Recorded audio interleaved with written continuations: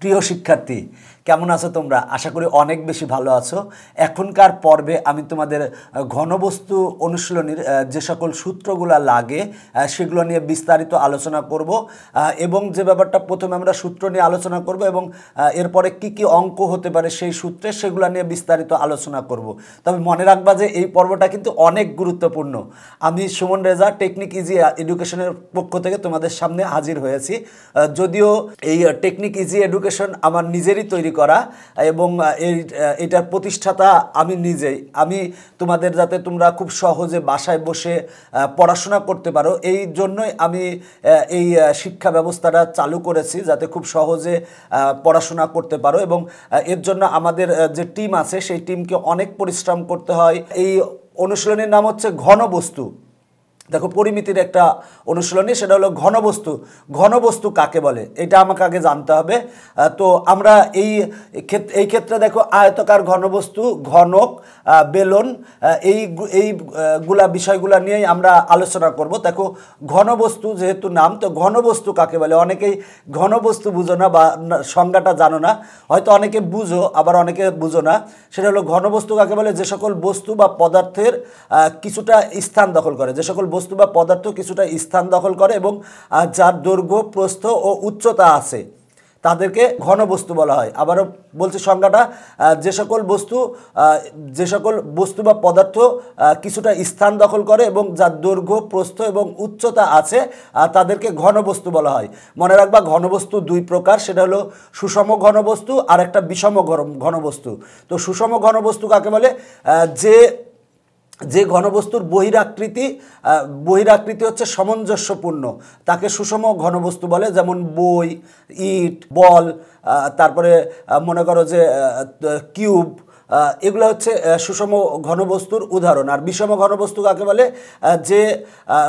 যে সকল ঘনবস্তুর বহিরাকৃতি হচ্ছে সামঞ্জস্যপূর্ণ নয়, তাকে বিষম ঘনবস্তু বলে। যেমন মনে করো যে পাথরের টুকরা, তারপরে হচ্ছে ভাঙ্গা ইট, তারপরে কয়লা, এগুলো হচ্ছে বিষম ঘনবস্তুর উদাহরণ। তো ঘনবস্তু কাকে বলে আশা করি ক্লিয়ার হয়েছে। তবে ঘনবস্তু বলতেই যে ব্যাপারটা, যে সকল বস্তু বা পদার্থ কিছুটা স্থান দখল করবে এবং যার দৈর্ঘ্য, প্রস্থ এবং উচ্চতা আছে তাকে ঘনবস্তু বলে। এখন আসো, আয়তাকার ঘনবস্তু কাকে বলে? দেখো, আয়তাকার ঘনবস্তু কাকে বলে?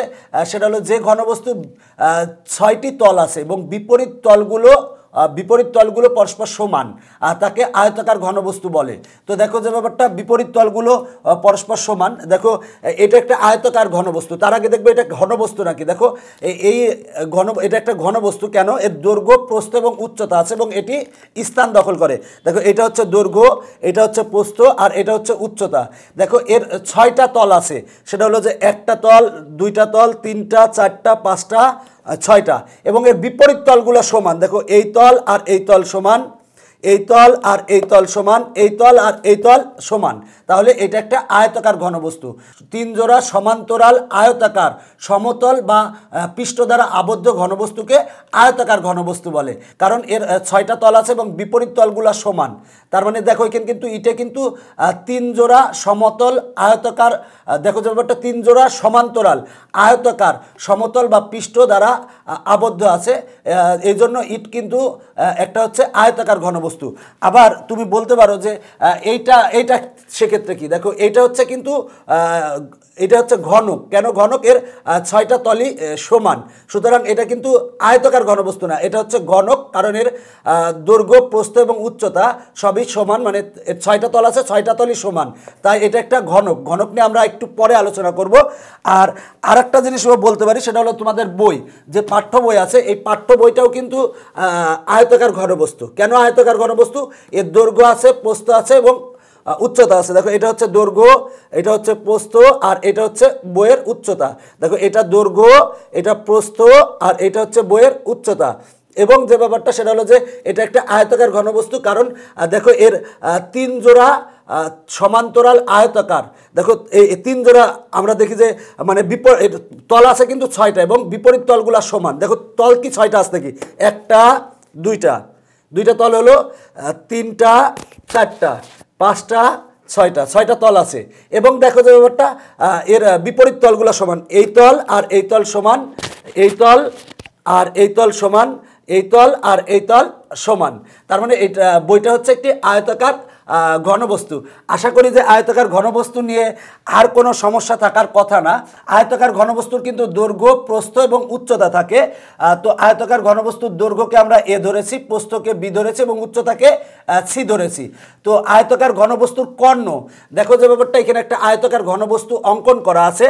যদিও আয়তাকার ঘনবস্তু অঙ্কন করা আছে, কিন্তু দেখো এই যদি তুমি এইভাবে অঙ্কন করতে যাও, আয়তাকার ঘনবস্তুটা অঙ্কন করা আছে একটু বাঁকা করে। যদি একটা টিস্যু বক্স দেখো, এটা টিস্যু বক্সের মতোই, তোমাদের যে টিস্যু বক্স দেখছো না, এরকম যে টিস্যু বক্সগুলো দেখছো, টিস্যু বক্সের মতো। টিস্যু বক্সটাও কিন্তু আয়তাকার ঘনবস্তু।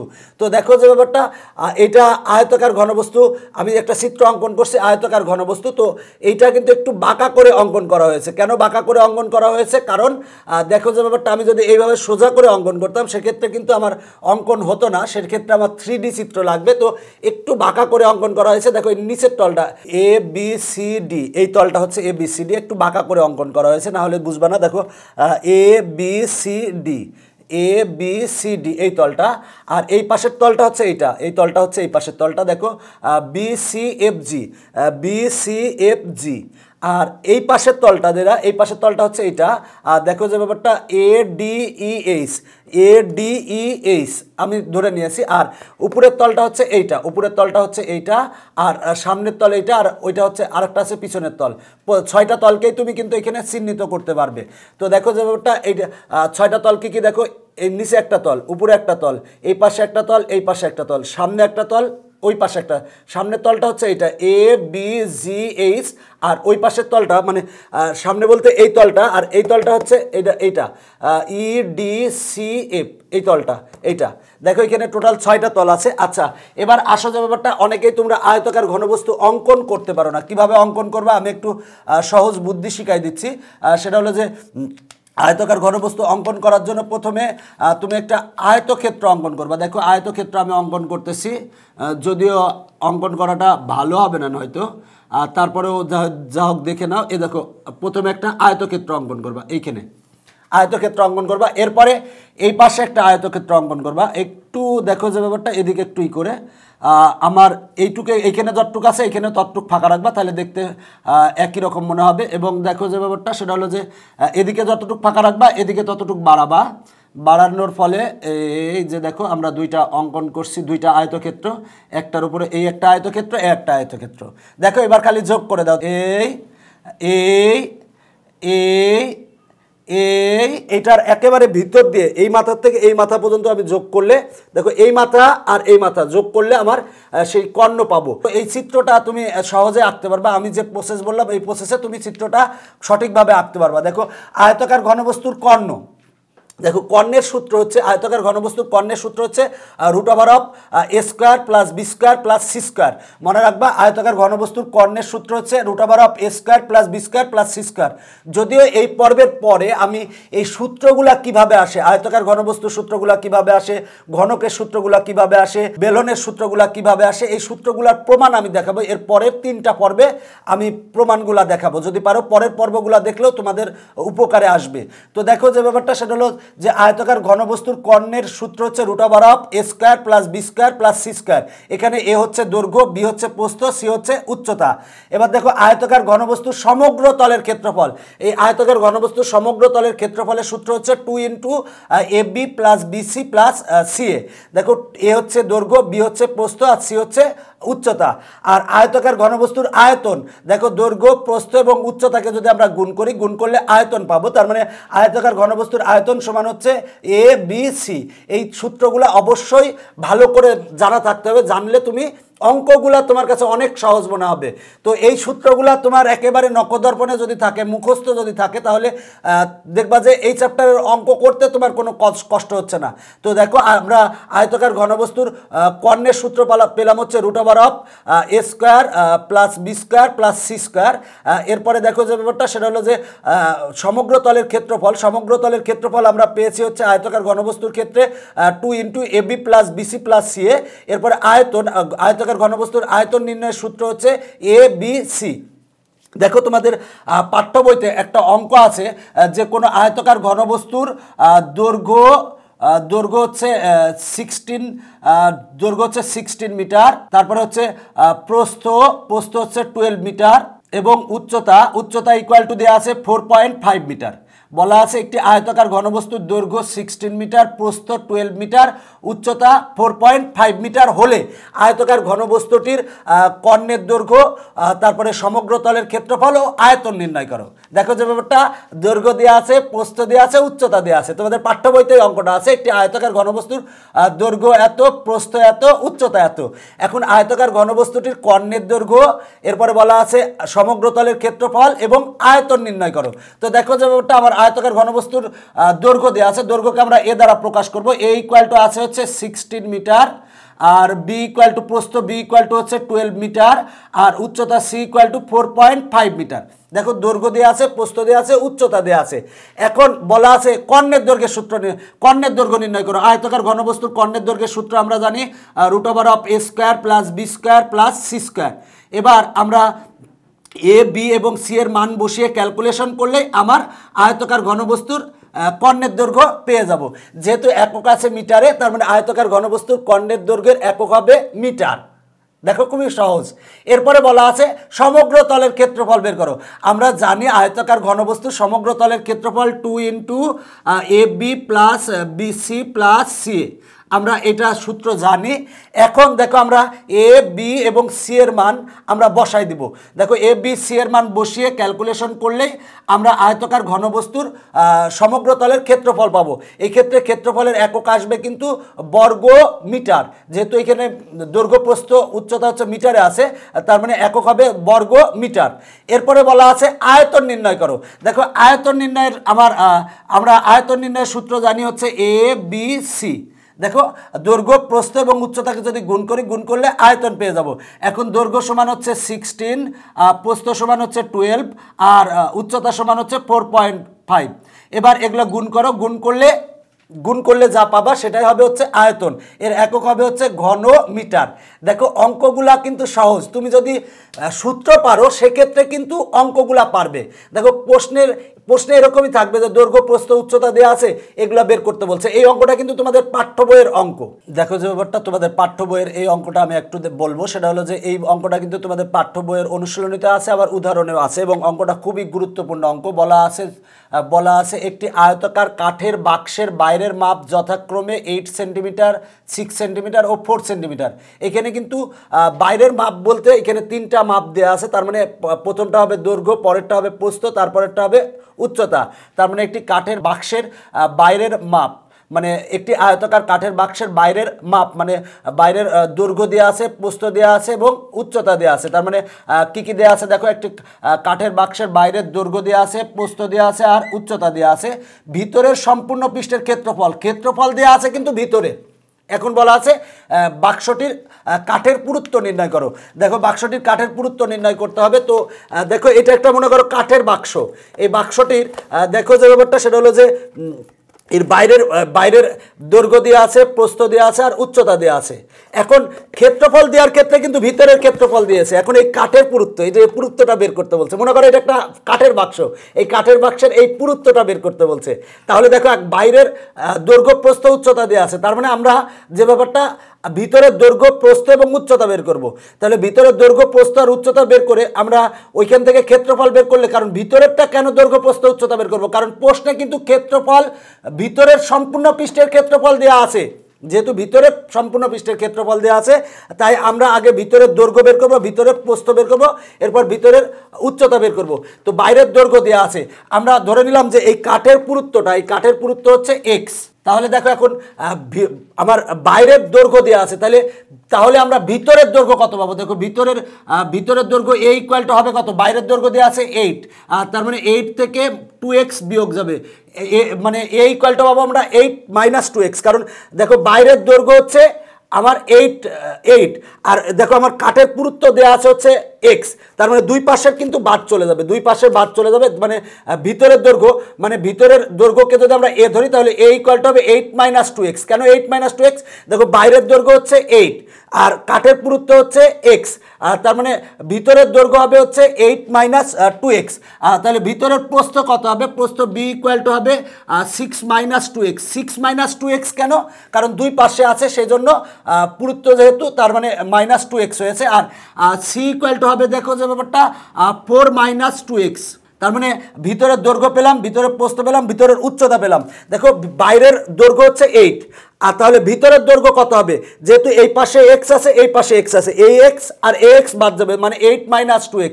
প্রস্থের ক্ষেত্রে 6 মাইনাস 2x আর উচ্চতার ক্ষেত্রে 4 মাইনাস 2x। এখন আমরা মানে ভিতরের সম্পূর্ণ পৃষ্ঠের ক্ষেত্রফল বের করবো। সম্পূর্ণ পৃষ্ঠের ক্ষেত্রফল হচ্ছে 2 into A B plus BC plus CA. দেখো এটা হলো ভিতরের সম্পূর্ণ পৃষ্ঠের ক্ষেত্রফল, আর প্রশ্নের ভিতরের সম্পূর্ণ পৃষ্ঠের ক্ষেত্রফল 88 দিয়ে আছে। প্রশ্ন মতো এইটা ইকুয়াল টু 88। আমরা এবার এ সমান বসাবো, বি সমান বসাবো, সি সমান বসাবো, মানে এ বি সি সমান বসিয়ে আমরা যদি ক্যালকুলেশন করি, ক্যালকুলেশন করলে এক্সের আমরা মান পেয়ে যাব। এক্সের দুইটা মান পাবো, একটা মান দেখা যাচ্ছে যে একটা মান সাপোজ 5 পেলাম, তো 5টা গ্রহণযোগ্য নয়, কারণ আমার এখানে বাইরের উচ্চতায় হচ্ছে 4 সেন্টিমিটার, তো পুরুত্ব কখনো উচ্চতার থেকে বেশি হতে পারে না, সুতরাং 5 গ্রহণযোগ্য হবে না। দেখা যাচ্ছে আরেকটা আসবে 1, তার মানে এক্সের মান 1টাই হবে হচ্ছে অ্যান্সার।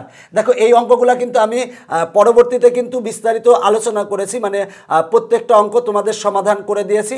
আশা করি অঙ্কগুলা একটু যদি বুঝো, সূত্রগুলা যদি পারো, সেক্ষেত্রে অঙ্কগুলাও পারবে। এবার আসো আমরা ঘনক নিয়ে আলোচনা করব। ঘনককে ইংরেজিতে কিউব বলা হয়। দেখো ঘনক কাকে বলে? যে আয়তাকার ঘনবস্তুর দৈর্ঘ্য, প্রস্থ এবং উচ্চতা সমান তাকে ঘনক বলে। দেখো এই দৈর্ঘ্য, এই প্রস্থ এবং উচ্চতা যদি সমান হয়, দেখো আমরা এইটা নিয়ে আসতেছি। দেখো এটার দৈর্ঘ্য, প্রস্থ এবং উচ্চতা সমান, এর দৈর্ঘ্য, প্রস্থ এবং উচ্চতা সমান, তাহলে এই ঘনবস্তুকে বলা হয় হচ্ছে ঘনক। দেখো যে আয়তাকার ঘনবস্তুর দৈর্ঘ্য, প্রস্থ এবং উচ্চতা সমান তাকে ঘনক বলা হয়। তবে ঘনক বোঝার জন্য সবচেয়ে বড় কথা, ঘনকের 6টা তল থাকবে এবং প্রতিটা তল সমান হবে এবং এর দৈর্ঘ্য, প্রস্থ এবং উচ্চতা সমান হবে, তাকে বলা হয় ঘনক। আবারও বলছি, যে আয়তাকার ঘনবস্তুর দৈর্ঘ্য, প্রস্থ এবং উচ্চতা সমান, এর দৈর্ঘ্য, প্রস্থ, উচ্চতা সমান, তাহলে সেই ঘনবস্তুকে বলা হয় আয়তাকার ঘনবস্তু। এটা হচ্ছে আয়তাকার ঘনবস্তু। দেখো যে ব্যাপারটা আয়তাকার ঘনবস্তু, এই আয়তাকার ঘনবস্তুটা দেখো এর 6টা তল থাকবে এবং প্রতিটা তল সমান হবে, এবং যে ব্যাপারটা আয়তাকার ঘনবস্তুর বাহুর দৈর্ঘ্যকে ধার বলা হয়। অঙ্কে ধার দেয়া আছে, বলা আছে কোনো আয়তাকার ঘনকের ধার হচ্ছে 5 সেন্টিমিটার। তো অনেকেই বুঝো না, মনে রাখবা যে আয়তাকার ঘনবস্তুর মানে যে ঘনকের বাহুর দৈর্ঘ্যকে ধার বলা হয়। মনে রাখবা ঘনকের বাহুর দৈর্ঘ্যকে ধার বলা হয়। তো ঘনকের 6টা তল থাকবে এবং 6টা তলই সমান হবে। যেমন তোমরা লুডো খেলো, লুডো খেলার সময় যে ছক্কা থাকে, অনেকে কিউব বলো, তো ওই ছক্কার কিন্তু 6টা তল থাকে এবং 6টা তলই সমান থাকে, ওইটাও কিন্তু একটা ঘনক। দেখো যে ব্যাপারটা, সে ঘনকের ক্ষেত্রে 6টা তল থাকবে এবং 6টা তলই সমান হবে। তো দেখো ঘনকের ধার, মানে ঘনকের বাহুর দৈর্ঘ্যকে ধার বলা হয়। প্রতিটা বাহুর দৈর্ঘ্য হচ্ছে সমান, মানে দৈর্ঘ্য, প্রস্থ এবং উচ্চতা সব সমান আছে। তা ঘনকের ধার সমান যদি এ হয়, তাহলে আমরা ঘনকের কর্ণ, দেখো আমরা ঘনকের কর্ণের সূত্র পাই হচ্ছে √3a। তো আমি একটা চিত্র অঙ্কন করছি। দেখো A B C D E F G H একটা ঘনক। তো ঘনকটা অঙ্কন করার সময় জাস্ট দেখো যে ব্যাপারটা আমরা একটু বাঁকা করে অঙ্কন করছি, যাতে তোমাদের বুঝতে সুবিধা হয়, একটু বাঁকা করে অঙ্কন করছি। তো এই এ বি সি ডি এইটা হচ্ছে নিচের তল, আর উপরের তলটা হচ্ছে ই এফ জি এইচ, আর পাশের তলটা হচ্ছে এইটা, এই যে পাশের তলটা হচ্ছে বি সি এইচ জি, আর এই পাশের তলটা হচ্ছে দেখো এ ডি ই এফ। আর দেখো যে এই পাশের তলটা সামনের তলটা, সেটা হলো সি ডি ই এইচ। আর এই পাশের তলটা দেখো এ বি জি এইচ। দেখো 6টা তল আছে এবং 6টা তলই সমান। তো ঘনকটা কিভাবে অঙ্কন করবা আমি একটু দেখাচ্ছি। সেটা হলো যে ঘনক অঙ্কন করার ক্ষেত্রে তোমরা যে কাজটা করবা সেটা হলো যে একটা বর্গক্ষেত্র অঙ্কন করবা, মানে যার 4টা বাহু সমান হবে। তো বর্গক্ষেত্র অঙ্কন করলাম, অঙ্কন করার পর এদিক থেকে একটু দেখো যে ব্যাপারটা এই দিক থেকে আমি একটু সরাই অঙ্কন করলাম, এই পাশে যতটুকু এই পাশে আমি ততটুকু রাখবো, আর এদিকে যতটুক এদিকে এইখানে যতটুক এইখানে ততটুক রাখবো, আর সেক্ষেত্রে ঘনকটা অ্যাকুরেট অঙ্কন হবে। তো দেখো যে ব্যাপারটা আমরা ঘনক অঙ্কন করছি, যদিও আমার অঙ্কনটা খুব ভালো হচ্ছে না, তারপরেও দেখো এবার যোগ করে দাও, যোগ করে দিলে ঘনক অঙ্কন হয়ে গেছে। দেখো আমার ঘনক অঙ্কন হয়ে গেছে। আর দেখো যে ব্যাপারটা ঘনকের কর্ণ, দেখো দেখো এই এ বিন্দু থেকে এইচ বিন্দু যদি যোগ করি, যোগ করলে কিন্তু আমরা ঘনকের কর্ণ পাবো। তো দেখো ঘনকের কর্ণের সূত্র হচ্ছে √3a, এ মানে হচ্ছে ঘনকের বাহুর দৈর্ঘ্য। আচ্ছা, ঘনকের পৃষ্ঠতলের কর্ণের দৈর্ঘ্য, দেখো পৃষ্ঠতলের কর্ণের দৈর্ঘ্যের সূত্র হচ্ছে আমার যে এই তলটা আছে এই তলটার কর্ণের দৈর্ঘ্য, পৃষ্ঠতলের কর্ণের দৈর্ঘ্যের সূত্র হচ্ছে √2a। মনে রাখবা ঘনকের পৃষ্ঠতলের কর্ণের দৈর্ঘ্য হচ্ছে √2a, আর ঘনকের কর্ণের দৈর্ঘ্য হচ্ছে √3a। তোমাদের প্রশ্নে বলা হয় যে ঘনকের কর্ণের দৈর্ঘ্য, তাহলে ঘনকের কর্ণের দৈর্ঘ্য বললে কিন্তু আমার আসবে √3a, কিন্তু ঘনকের পৃষ্ঠতলের কর্ণের দৈর্ঘ্য যদি বলে সেক্ষেত্রে √2a। এরপরে দেখো ঘনকের সমগ্র তলের ক্ষেত্রফল, দেখো সমগ্র তলের ক্ষেত্রফলকে বলা হয় 6a²। দেখো ঘনকের সমগ্র তলের ক্ষেত্রফলের সূত্র হচ্ছে 6a², আর ঘনকের আয়তনের সূত্র হচ্ছে a³। এই সূত্রগুলা মনে রাখবা, যদি আমি পরের পর্বে এই সূত্রগুলা কিভাবে আসে এগুলো নিয়ে বিস্তারিত আলোচনা করব। আবারও বলছি, ঘনকের ধার যদি a হয় তাহলে ঘনকের কর্ণের দৈর্ঘ্যের সূত্র হচ্ছে √3a, আর ঘনকের পৃষ্ঠতলের কর্ণের দৈর্ঘ্যের সূত্র হচ্ছে √2a। এ বলতে হচ্ছে ঘনকের ধার বোঝায় বা ঘনকের বাহুর দৈর্ঘ্য বোঝায়। আর দেখো যে ওটা ঘনকের সম্পূর্ণ পৃষ্ঠের ক্ষেত্রফলের সূত্র হচ্ছে 6a², আর ঘনকের আয়তনের সূত্র হচ্ছে দৈর্ঘ্য গুণ প্রস্থ গুণ উচ্চতা। যেহেতু দৈর্ঘ্য প্রস্থ উচ্চতা তিনটাই সমান, তার মানে a গুণ a সমান হচ্ছে a³। তো ঘনক সংক্রান্ত তোমাদের পাঠ্য বইতে 3টা অঙ্ক আছে, তার মধ্যে অনুশীলনীতে একটা আছে আর উদাহরণে 2টা অঙ্ক আছে। তো এই 3টা অঙ্ক আমরা সংক্ষেপে তোমাদের সামনে আলোচনা করতেছি। যদিও তুমি সূত্র পারলে দেখো এই অঙ্কগুলো কত সহজ। বলা আছে পৃষ্ঠতলের ক্ষেত্রফল 2400 বর্গ সেন্টিমিটার হলে এর কর্ণের দৈর্ঘ্য বের করো। দেখো পৃষ্ঠতলের ক্ষেত্রফল দেওয়া আছে, তার মানে দেখো আমার পৃষ্ঠতলের ক্ষেত্রফল দেওয়া আছে হচ্ছে 2400, আমার পৃষ্ঠতলের ক্ষেত্রফল দেওয়া আছে। পৃষ্ঠতলের ক্ষেত্রফল বলতে সম্পূর্ণ পৃষ্ঠের ক্ষেত্রফল। তো আর কর্ণের দৈর্ঘ্য বের করতে হবে। তো আমরা ঘনকের কর্ণের দৈর্ঘ্যের সূত্র জানি √3a। এখানে পৃষ্ঠতলের ক্ষেত্রফল দেওয়া আছে বলি মনে করো না যে বের করতে বলছে পৃষ্ঠতলের কর্ণের দৈর্ঘ্য, পৃষ্ঠতলের কর্ণের দৈর্ঘ্য না, কর্ণের দৈর্ঘ্য বললেই হবে √3a। কিন্তু যদি ইন্ডিভিজুয়ালি বলে দেয় যে পৃষ্ঠতলের কর্ণের দৈর্ঘ্য, সেক্ষেত্রে বসাতে হবে হচ্ছে √2a। তো যেহেতু আমার কর্ণের দৈর্ঘ্য বের করতে বলছে ঘনকের, তাহলে ঘনকের কর্ণের দৈর্ঘ্যের সূত্র হচ্ছে √3a। আমার এখন এর মানটা জানার দরকার। এর মান জানানোর জন্যই এখানে কিন্তু প্রশ্নে বলে দিয়েছে যে ঘনকের পৃষ্ঠতলের ক্ষেত্রফল বলে দিয়েছে। তো আমার কিন্তু আমরা জানি ঘনকের সমগ্র তলের ক্ষেত্রফল হচ্ছে 6a²। এখানে পৃষ্ঠতলের ক্ষেত্রফল বলতেই কিন্তু সমগ্র তলের ক্ষেত্রফল বোঝাবে, তার মানে আমার পৃষ্ঠতলের ক্ষেত্রফল হচ্ছে 6a², মানে সমগ্র তলের ক্ষেত্রফল হচ্ছে, আগে ধরে নিব যে ঘনকের ধার সমান হচ্ছে a সেন্টিমিটার, তাহলে ঘনকের সমগ্র তলের ক্ষেত্রফল হচ্ছে 6a²। আর প্রশ্নে আমার ঘনকের সমগ্র তলের ক্ষেত্রফলের সূত্র দেওয়া আছে হচ্ছে, প্রশ্নে দেওয়া আছে হচ্ছে 2400 দেওয়া আছে। এখান থেকে আমরা ক্যালকুলেশন করে এ সমান বের করব। দেখো এ সমান বের করব, ক্যালকুলেশন করলে আমরা এ সমান পাবো। এখন আমার বের করতে বলছিল ঘনকের কর্ণ, তাহলে কর্ণের সূত্র √3a। আমরা এখানে এ সমান যা পাবো তা এখানে যদি বসাই দিলেই আমরা ঘনকের কর্ণের দৈর্ঘ্য পাবো ইনশাল্লাহ। তো দেখো যে ব্যাপারটা সেটা হলো যে প্রথমে আমরা মনে করে নিব ঘনকের ধার হচ্ছে a, তাহলে ঘনকের সম্পূর্ণ পৃষ্ঠের ক্ষেত্রফল হচ্ছে 6a²। প্রশ্ন মতে 6a² = 2400, কারণ বলা আছে ঘনকের ক্ষেত্রফল দেওয়া আছে, তার মানে এই ক্ষেত্রফল এই ক্ষেত্রফল ক্যালকুলেশন করলে এ সমান পাবা। এখন বলা আছে ঘনকের কর্ণের দৈর্ঘ্য নির্ণয় করো। ঘনকের কর্ণের দৈর্ঘ্যের সূত্র √3a, এর মান বসাই দিলে ঘনকের কর্ণের দৈর্ঘ্য পাবা। এর পরের অঙ্কটা দেখো, ঘনকের সম্পূর্ণ পৃষ্ঠের ক্ষেত্রফল হচ্ছে 96 বর্গ মিটার। দেখো ঘনকের সম্পূর্ণ পৃষ্ঠের ক্ষেত্রফল দেওয়া আছে। দেখো আমার ঘনকের সম্পূর্ণ পৃষ্ঠের ক্ষেত্রফল সমান আমরা জানি 6a², তার মানে প্রশ্ন মতে 6a² হবে 96। এখন বলা আছে এর কর্ণের দৈর্ঘ্য নির্ণয় করো। এখান থেকে আমি ক্যালকুলেশন করলে এ সমান পাবো একটা কিছু। দেখো ক্যালকুলেশন করে আমরা এ সমান একটা কিছু পাবো। দেখো তাহলে এ পেলাম, এবার কর্ণের দৈর্ঘ্য নির্ণয় করতে হবে। দেখো ঘনকের কর্ণের দৈর্ঘ্যের সূত্র হচ্ছে √3a। আমরা এ সমান যেটা পেয়েছিলাম এখানে এ সমান যেটা পেয়েছিলাম বসাই দিব, বসাই দিলেই আমরা ঘনকের কর্ণের দৈর্ঘ্য পাবো। দেখো যে ব্যাপারটা প্রশ্নে বলা ছিল ঘনকের সম্পূর্ণ পৃষ্ঠের ক্ষেত্রফল হচ্ছে 96 বর্গ মিটার। এখন বলা আছে এর কর্ণের দৈর্ঘ্য নির্ণয় করো। তো আমরা ঘনকের সম্পূর্ণ পৃষ্ঠের ক্ষেত্রফল জানি হচ্ছে 6a স্কয়ার, তাহলে প্রশ্নপদে 6a স্কয়ার ইকুয়াল টু হবে 96, ক্যালকুলেশন করে এ সমান বের করবে। এবার আমরা ঘনকের কর্ণের দৈর্ঘ্যের সূত্র জানি √3a, এর মান বসাই দিবে, বসাই দিলেই তুমি ঘনকের কর্ণের দৈর্ঘ্য পেয়ে যাবে। এর পরের অঙ্কটা দেখো, বলা আছে ঘনকের পৃষ্ঠতলের কর্ণের দৈর্ঘ্য 8√2। এখানে কিন্তু বলে দিচ্ছে পৃষ্ঠতলের কর্ণের দৈর্ঘ্য 8√2। দেখো আমার ঘনকের পৃষ্ঠতলের কর্ণের দৈর্ঘ্য আমরা জানি √2a, তার মানে প্রশ্ন মতে √2a ইকুয়াল টু হচ্ছে 8√2। উভয় পক্ষ থেকে √2 আর √2 বাদ দাও, মানে উভয় পক্ষকে √2 দ্বারা ভাগ করো, অতএব a ইকুয়াল টু পাই আমরা 8। এখন বলা আছে এর কর্ণের দৈর্ঘ্য নির্ণয় করো। কর্ণের দৈর্ঘ্যের সূত্র হচ্ছে √3a, আমরা তার মানে পাবো √3, এর মান হচ্ছে 8, তার মানে 8√3 পাবো, ইকুয়াল টু পাবো 8√3। তার মানে দেখো যে ব্যাপারটা আমরা ঘনকের কর্ণের দৈর্ঘ্য পাই হচ্ছে 8√3। এরপর আয়তন বের করতে বলছে। আমরা ঘনকের আয়তনের সূত্র জানি হচ্ছে a কিউব, আমরা এর মান পেয়েছি 8, তার মানে 8 কিউব, যা আসবে সেটা হচ্ছে আমার অ্যান্সার। দেখো অ্যান্সার চলে এসেছে। দেখো প্রশ্নে বলা ছিল ঘনকের পৃষ্ঠতলের কর্ণের দৈর্ঘ্য 8√2।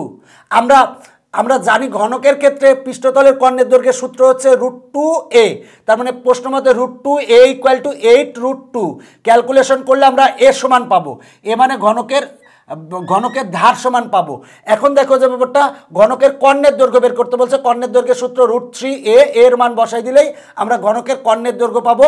এরপর আয়তন বের করতে বলছে। ঘনকের আয়তনের সূত্র হচ্ছে a কিউব, এবার এর মান বসাই দিলেই ঘনকের আয়তন পেয়ে যাব। দেখো অঙ্কগুলা কিন্তু অনেক সহজ, তবে তোমাকে সূত্র জানতে হবে এবং বিষয়গুলা তোমার পরিষ্কার থাকার দরকার যে কোনটা ঘনক কোনটা আয়তকার ঘনবস্তু, এগুলা যদি ভালো করে জানো সেক্ষেত্রে দেখবা যে এই অনুশীলনের অঙ্কগুলো তোমার কাছে অনেক সহজ মনে হচ্ছে। এখন আমরা ব্যালন নিয়ে আলোচনা করব। দেখো ব্যালন কি, বা দেখো ব্যালনের ইংরেজি হচ্ছে সিলিন্ডার। তো আমরা ব্যালনও বলতে পারি আবার সিলিন্ডারও বলতে পারি। কখনো কখনো অঙ্কে দেখবা ব্যালন বলা আছে বা সিলিন্ডার বলা আছে, সেক্ষেত্রে একই রকম হবে। তো দেখো ব্যালন কাকে বলে, সেটা হলো যে মনে করো যে ব্যাপারটা সেটা হলো যে একটি আয়তক্ষেত্র, এটা একটা আয়তক্ষেত্র। দেখো এটা হচ্ছে দৈর্ঘ্য আর এটা হচ্ছে প্রস্থ। কোনো আয়তক্ষেত্রের যে কোনো বাহুকে অক্ষ ধরে আয়তক্ষেত্রটিকে এর বাহুর চতুর্দিকে ঘোরালে, ওই বাহুর চতুর্দিকে ঘোরালে যে ঘনবস্তুর সৃষ্টি হয় তাকে সমবৃত্তভূমিক ব্যালন বলে। দেখো ব্যালন কাকে বলে আবার বলছি। দেখো এটা একটা আয়তক্ষেত্র, এটা একটা আয়তক্ষেত্র, এর দৈর্ঘ্য এটা আর এটা হচ্ছে প্রস্থ। এই আয়তক্ষেত্রের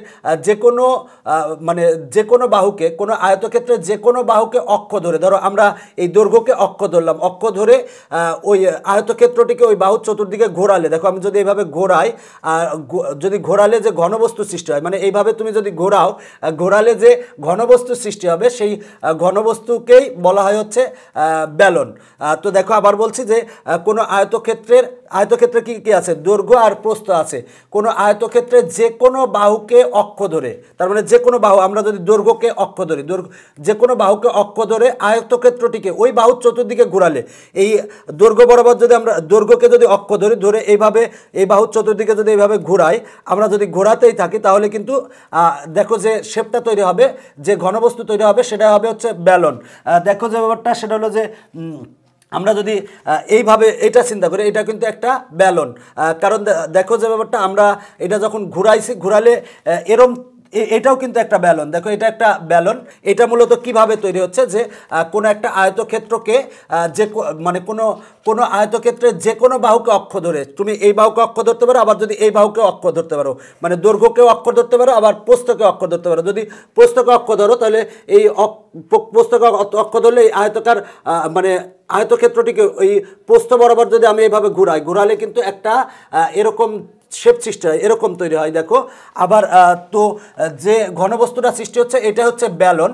তো ব্যালনের ক্ষেত্রে মনে রাখবা যে তোমরা অনেকেই এই যে এটা চিনো, দেখো তো এটা সবাই চিনো আসলে, কারণ রুটি গড়ানো কাজে ব্যবহৃত হয়, বাসায় অনেকের বাসায় আছে। যদি তুমি এই পাশ আর এইটুক যদি কেটে ফেলো, কেটে ফেললে যেটা থাকবে এটা কিন্তু একটা ব্যালন হবে। তাছাড়া দেখো যে ব্যাপারটা সেটা হলো যে এইটাও একটা কিন্তু ব্যালন। কেন এইটাও ব্যালন? দেখো যে ব্যাপারটা সেটা হলো যে এইটা হচ্ছে ব্যালন। আমার এটাকে কিন্তু যে ব্যাপারটা একটা শেপ তৈরি আছে ব্যালনের মতো। তো ব্যালনের ক্ষেত্রে যে ব্যাপারটা থাকে সেটা মনে রাখবা, সেটা হলো যে ব্যালনের দুই প্রান্তে যে তল দুইটা থাকবে সেটা হলো বৃত্তাকার তল থাকবে। দেখো এখানে একটা বৃত্তাকার তল আছে, এই পাশে একটা বৃত্তাকার তল আছে। এটার ক্ষেত্রেও দেখো এই পাশে একটা বৃত্তাকার তল আছে, আবার এই পাশে একটা বৃত্তাকার তল আছে। এটা মেন ব্যাপার যে মনে রাখবা যে ব্যালনের দুই পাশে দুটি বৃত্তাকার তল থাকে। আর দেখো যে ব্যাপারটা সেটা হলো যে ব্যালনের দুই প্রান্তে দুটি বৃত্তাকার তল থাকে। তো মানে বেলুনের দুই প্রান্তকে বৃত্তাকার তল বলা হয়। আর এই যে এই যেটা দেখতেছো এটাকে বলা হয়, এটাকে বক্রতল বলা হয়। বক্রতলকে বক্রপৃষ্ঠ বলে, আর সমগ্র তলকে পৃষ্ঠতল বলে। মনে রাখবা বেলুনের দুই প্রান্তকে বৃত্তাকার তল বলা হয়। এখানে একটা তল আছে, এখানে একটা তল আছে, মানে দুইটা বৃত্তাকার তল আছে। আর দেখো যে ব্যাপারটা বক্রতলকে, এই তলটা হচ্ছে বক্রতল, এটা যদি বক্রতল বলা হয়। দেখো যে ব্যাপারটা বক্রতল কোনটা, আমি যদি এইটা একটা বেলুন বিবেচনা করি, দেখো এটা যদি একটা বেলুন বিবেচনা করি, এটা যদি আমরা খুলে ফেলি, এইটা হচ্ছে দেখো যে ব্যাপারটা এটা হচ্ছে বক্রতল। এই বক্রতলকে বক্রপৃষ্ঠ বলা হয়। আর দেখো যে ব্যাপারটা সেটা হলো যে বক্রতলকে বক্রপৃষ্ঠ বলা হয় এবং সমগ্র তলকে পৃষ্ঠতল বলা হয়। তো আশা করি যে বেলুন নিয়ে তোমাদের আর কোনো সমস্যা থাকার কথা না। এরপরে দেখো যে ব্যাপারটা আমরা বেলুনের যে চিত্রটা, এই চিত্রটা অঙ্কন করছি। দেখো এই বেলুনের ক্ষেত্রে এই যে এই চিত্রটা মনে করো, এই চিত্রটা হচ্ছে, এটা হচ্ছে বেলুন। তো বেলুনের এইটা হচ্ছে উচ্চতা। দেখো উচ্চতাকে আমরা এইচ দ্বারা প্রকাশ করি, আর এটা হচ্ছে ভূমির ব্যাসার্ধ। ভূমির ব্যাসার্ধকে আমরা আর দ্বারা প্রকাশ করি। এইখানে কিন্তু আমার অঙ্কন করার ক্ষেত্রে আমি কিন্তু এই শেপটা কিন্তু একেবারে বৃত্তাকার। এই সামনে এই পাশে যেটা আছে সেটা হলো বৃত্তাকার, আর এই পাশে যেটা আছে সেটাও কিন্তু বৃত্তাকার। আর দেখো যে ব্যাপারটা সেটা হলো যে বেলনের উচ্চতাকে এইচ দ্বারা এবং ভূমির ব্যাসার্ধকে আর দ্বারা প্রকাশ করা হয়। তো আমরা বেলনের যদি উচ্চতা এইচ এবং ভূমির ব্যাসার্ধ আর যদি হয়, সেক্ষেত্রে বেলনের ভূমির ক্ষেত্রফল, দেখো ভূমিতে কিন্তু একটা বৃত্ত আছে। দেখো আমরা যদি এটা আমার বোর্ডটাকে যদি আমি ভূমি ধরি, তাহলে দেখো এখানে একটা বৃত্ত আছে। দেখো তার মানে ভূমির ক্ষেত্রফল কত হবে? দেখো বৃত্তের ক্ষেত্রফলের সমান হবে। তার মানে বৃত্তের ক্ষেত্রফল হচ্ছে পাই আর স্কয়ার। দেখো বৃত্তের ক্ষেত্রফল হচ্ছে পাই আর স্কয়ার। আর আমি যদি এইটা অঙ্কন করতে চাই, আমি যদি একটু আলাদাভাবে অঙ্কন করে দেখাই, দেখো এখানে আছে একটা বৃত্ত, এই মাথায় আছে একটা বৃত্ত, এখানে বৃত্ত আছে, আর এখানেও আছে একটা বৃত্ত। দেখো এইখানেও আছে বৃত্ত। যদি দুইটা বৃত্ত সমান হবে, যদি আমার বৃত্তটা খুব বেশি ভালো হয় নাই। আর এই পাশে যেটা আছে সেটা হলো আয়তক্ষেত্র আছে। দেখো এটা আয়তক্ষেত্র আছে, এরকম। এটা মিলেই কিন্তু যে ব্যাপারটা থাকে সেটা হলো হয়েছিল। দেখো এইটাকে কিন্তু আমরা এরকম ছিল, এটা কিন্তু এরকম টাইপের ছিল। এই দেখো এরকম টাইপের ছিল। আমি যদি এটারে খুলে ফেলিস তাহলে কিন্তু এরকম হবে, এটা এরকম হবে। তো দেখো যে ব্যাপারটা সেটা হলো যে বেলুনের ভূমির ক্ষেত্রফল, এটার ভূমির ক্ষেত্রফল হবে হচ্ছে পাই আর স্কয়ার। তো আমার বৃত্ত যদিও অঙ্কন করা ভালো হয় নাই, তো মনে রাখো এটা বৃত্ত, মনে করো দুই পাশে দুইটা বৃত্ত আছে। আর দেখো এটা হচ্ছে বক্রতল, এই বক্রতলকে বক্রপৃষ্ঠ বলা হয়। তো দেখো বেলুনের বক্রপৃষ্ঠের ক্ষেত্রফল দেখো এটা কিন্তু একেবারে এটার দৈর্ঘ্য হবে হচ্ছে 2πr। পরিধি যেহেতু এরকম বৃত্তাকার শেপ ছিল, এরকম বৃত্তাকার শেপ ছিল, সুতরাং এটার যে ব্যাপারটা এই দৈর্ঘ্যটা হবে হচ্ছে 2πr। বৃত্তের মতো ছিল, বৃত্তের পরিধির সমান হবে, তার মানে 2πr। আর উচ্চতা হচ্ছে এইচ, তার মানে বেলুনের বক্রপৃষ্ঠের ক্ষেত্রফল, এই বক্রপৃষ্ঠের ক্ষেত্রফল হচ্ছে 2πr এইচ, তার মানে 2πr এইচ। সম্পূর্ণ তলের ক্ষেত্রফল বা সমগ্র তলের ক্ষেত্রফল বা পৃষ্ঠতলের ক্ষেত্রফল, এই কথাগুলো মনে রাখবা। সমগ্র তলের ক্ষেত্রফল বা সম্পূর্ণ তলের ক্ষেত্রফল বা পৃষ্ঠতলের ক্ষেত্রফল হচ্ছে 2πr ইন্টু আর প্লাস এইচ। দেখো এখানে আমি একটা বৃত্ত পেয়েছি, বৃত্তের ক্ষেত্রফল হচ্ছে পাই আর স্কয়ার, আর এটার ক্ষেত্রফল আমরা পাচ্ছি হচ্ছে 2πr এইচ। আর এটার ক্ষেত্রফল, এটা হচ্ছে একটা বৃত্তের ক্ষেত্রফল হচ্ছে পাই আর স্কয়ার। এখন আমরা যদি যোগ করি পাই আর স্কয়ার একটা, পাই আর স্কয়ার আর একটা, তাহলে হবে হচ্ছে 2πr স্কয়ার, আর প্লাস এখানে আছে হচ্ছে 2πr এইচ। আমরা যদি কমন নেই, তাহলে কমন নিলে হবে হচ্ছে 2πr আর যদি কমন নেই, কমন নিলে হবে হচ্ছে আর প্লাস এইচ, মানে বেলুনের সম্পূর্ণ পৃষ্ঠের ক্ষেত্রফল বা সম্পূর্ণ তলের ক্ষেত্রফল বা পৃষ্ঠতলের ক্ষেত্রফল হচ্ছে 2 পাই আর ইন্টু আর প্লাস এইচ, মানে 2 পাই আর ইন্টু আর প্লাস এইচ। আর বেলুনের আয়তন হবে হচ্ছে পাই আর স্কোয়ার এইচ। এই সূত্রগুলা মনে রাখবা, মনে রাখলেই দেখবা যে বেলন সংক্রান্ত যে অঙ্কগুলো আছে সেই অঙ্কগুলো পারবা। দেখো বেলনের ভূমির ক্ষেত্রফল হচ্ছে পাই আর স্কোয়ার। বেলনের বক্রপৃষ্ঠের ক্ষেত্রফল মনে রাখবা, বক্রপৃষ্ঠ বা বক্রতলের ক্ষেত্রফল, বক্রতলকেই বলা হয় বক্রপৃষ্ঠ। তো বেলনের বক্রপৃষ্ঠের ক্ষেত্রফল হচ্ছে 2 পাই আর এইচ। বেলনের সম্পূর্ণ পৃষ্ঠের ক্ষেত্রফল বা পৃষ্ঠতলের ক্ষেত্রফল বা সমগ্র তলের ক্ষেত্রফলের সূত্র হচ্ছে 2 পাই আর ইন্টু আর প্লাস এইচ। আর বেলনের আয়তনের সূত্র হচ্ছে পাই আর স্কোয়ার এইচ। এই সূত্রগুলো যদি জানো তাহলে দেখবা যে তুমি যে কোনো অঙ্ক পারতেছো। তোমাদের পাঠ্য বইতে বেলুন সংক্রান্ত এই 4টা অঙ্ক আছে। এখন আমি এই 4টা অঙ্ক সংক্ষেপে সমাধান করে দেখাবো। দেখো বলা আছে একটি বেলুনের উচ্চতা 12 সেন্টিমিটার, ভূমির ব্যাসার্ধ 5 সেন্টিমিটার, পৃষ্ঠতলের ক্ষেত্রফল ও আয়তন সমান নির্ণয় করো। তারপরে দেখো যে ব্যাপারটা উচ্চতা দেওয়া আছে এবং ভূমির ব্যাসার্ধ দেওয়া আছে। এখন বলা আছে পৃষ্ঠতলের ক্ষেত্রফল ও আয়তন নির্ণয় করো। তার মানে আমরা দেখো যে ব্যাপারটা উচ্চতা দেওয়া আছে আর ভূমির ব্যাসার্ধ দেওয়া আছে। তাহলে উচ্চতাকে আমরা এইচ ধরবো, এইচ ইকুয়াল টু 12 সেন্টিমিটার, আর ভূমির ব্যাসার্ধ আর ইকুয়াল টু দেওয়া আছে 5 সেন্টিমিটার। এখন আমার বের করতে বলা আছে হচ্ছে পৃষ্ঠতলের ক্ষেত্রফল। দেখো পৃষ্ঠতলের ক্ষেত্রফল মানে সমগ্র তলের ক্ষেত্রফল। দেখো পৃষ্ঠতলের ক্ষেত্রফলের সূত্র হচ্ছে 2 পাই আর ইন্টু আর প্লাস এইচ। তার মানে 2 পাই আর ইন্টু আর প্লাস এইচ। আমরা এই সূত্রে জাস্ট মানগুলা বসাই দিব, আর এবং এইচের মান বসাই দিলেই কিন্তু আমরা অ্যান্সার পেয়ে যাব। দেখো যে ব্যাপারটা সেটা হলো উচ্চতা এইচ দেওয়া আছে আর ভূমির ব্যাসার্ধ আর দেওয়া আছে। এখন বলা আছে পৃষ্ঠতলের ক্ষেত্রফলের সূত্র হচ্ছে 2 পাই আর ইন্টু আর প্লাস এইচ। এখানে আর এবং এইচের মান যদি আমরা বসাই দিলেই ক্যালকুলেশন করলে আমার অ্যান্সার চলে আসবে। এরপরে বলা আছে আয়তন নির্ণয় করো। দেখো আমরা আয়তনের সূত্র জানি পাই আর স্কোয়ার এইচ, তার মানে আয়তনের সূত্র হচ্ছে পাই আর স্কোয়ার এইচ। এইখানে আমরা দেখো পাই আর স্কোয়ার এইচ, এখানে পায়ের মান হচ্ছে 3.1416, আর এর মান হচ্ছে 5 আর এইচ এর মান হচ্ছে 12। বসাই দিয়ে ক্যালকুলেশন করলেই আয়তন পেয়ে যাবে। দেখো কত সহজ অঙ্ক।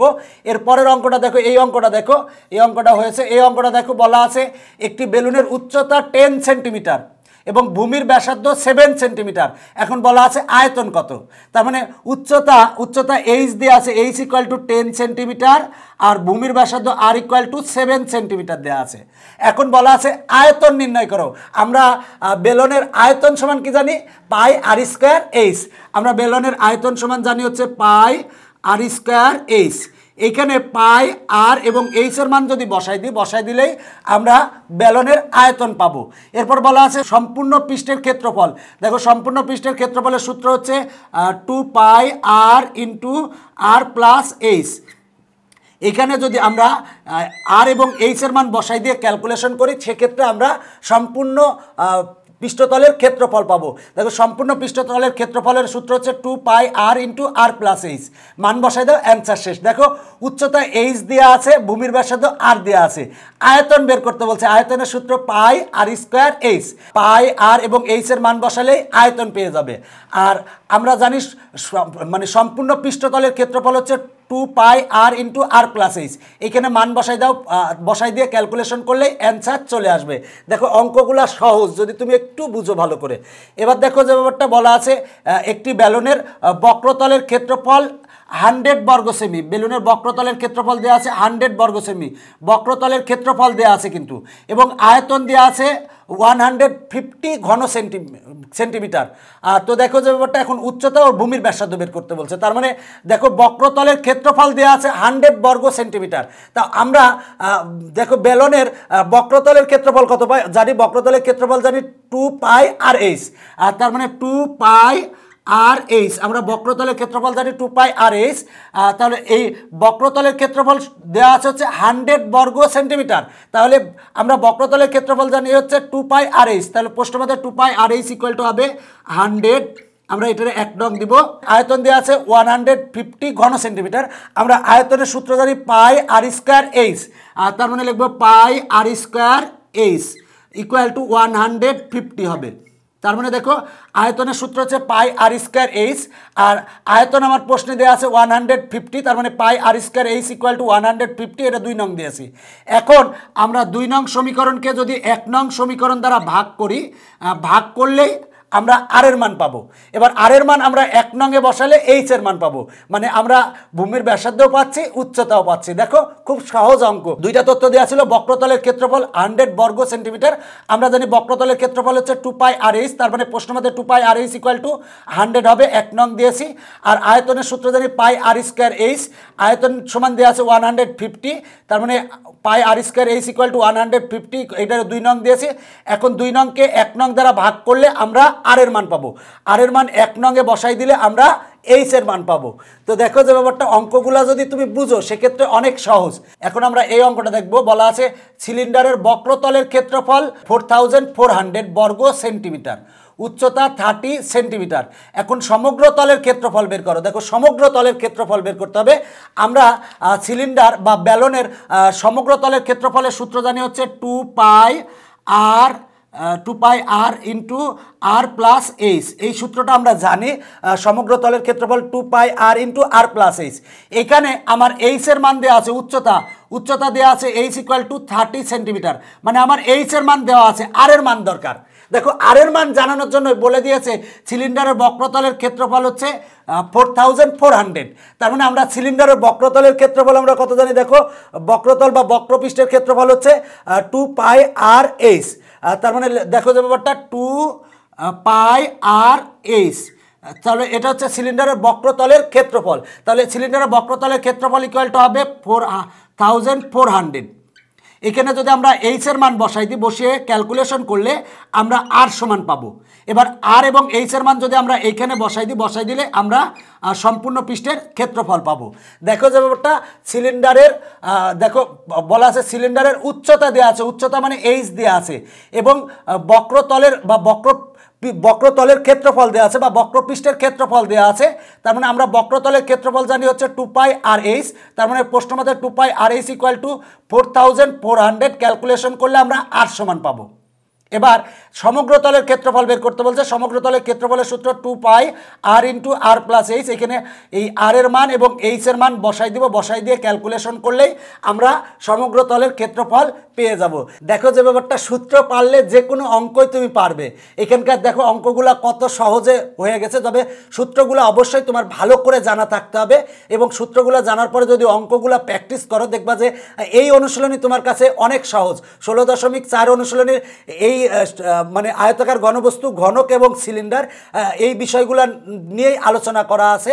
তো এই সূত্রগুলো যদি পারো দেখবা যে এই অনুশীলনীর অঙ্কগুলো তোমার কাছে অনেক সহজ মনে হবে। আমি এর পরের পর্বে কিন্তু আয়তাকার ঘনবস্তুর সূত্রগুলো কিভাবে আসে সেটা প্রমাণ করে দেখিয়েছি।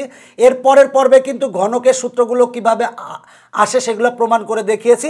এর পরের পর্বে ব্যালনের সূত্রগুলো কিভাবে আসে এবং বিস্তারিত প্রমাণ করে দেখিয়েছি। যদি পারো ওই পর্বগুলো দেখলে তোমার জন্য আরও বেসিক ক্লিয়ার হবে আশা করি। তোমাদের প্রতিটা অঙ্কই আমি এই অনুশীলনী 16.4 অনুশীলনীর যতগুলো অঙ্ক আছে প্রত্যেকটা অঙ্কই আমি সমাধান করে দিয়েছি, যাতে তোমাদের উপকারে আসে প্রত্যেকটা অঙ্ক। এইখানে আমি সংক্ষেপে সমাধান করেছি, বাট বিস্তারিত আমি ওই অঙ্কগুলা কিন্তু প্রত্যেকটা অঙ্কই আমি সুন্দরভাবে তোমাদের সামনে পুঙ্খানুপুঙ্খভাবে বিশ্লেষণ করে সমাধান করে দিয়েছি। সেই পর্বগুলো দেখো। আর আমি এইখানে মানে এই বোর্ডে যেভাবে অঙ্কগুলা করিয়েছি সেই অঙ্কগুলা দিয়ে একটা শিট করা আছে। তো শিটটা এই ভিডিও ডেসক্রিপশন বক্সের লিঙ্কে পাবে, সেইখান থেকে তুমি ডাউনলোড করে নিতে পারো, অথবা পিডিএফ আকারে আছে তুমি এবং জেপিজি আকারেও আছে, তোমার কাছে সংরক্ষণে রাখতে পারো যাতে তোমাদের উপকারে আসে। এই জন্যই আমার এই ক্ষুদ্র প্রচেষ্টা। তো যদি তোমাদের কোনো মন্তব্য থাকে বা কোনো কিছু বলার থাকে তাহলে অবশ্যই আমাদের মন্তব্য করে জানাবে। এখনকার পর্ব শেষ করছি, পরবর্তী পর্বগুলো অবশ্যই দেখবা। Bye bye.